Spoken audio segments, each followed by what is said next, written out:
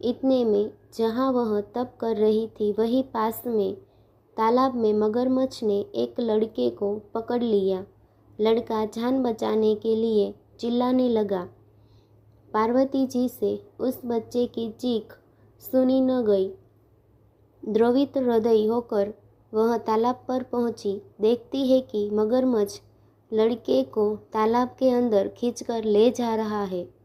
लड़के ने देवी को देखकर कहा, मेरी न तो माँ है न बाप न कोई मित्र। माता, आप मेरी रक्षा करें। पार्वती जी ने कहा, हे ग्राह, इस लड़के को छोड़ दो। मगरमच्छ बोला, दिन के छठे पहर में जो मुझे मिलता है उसे अपना आहार समझकर स्वीकार करना मेरा नियम है। ब्रह्मदेव ने दिन के छठे पहर इस लड़के को भेजा है, मैं इसे क्यों छोड़ूं? पार्वती जी ने विनंती की,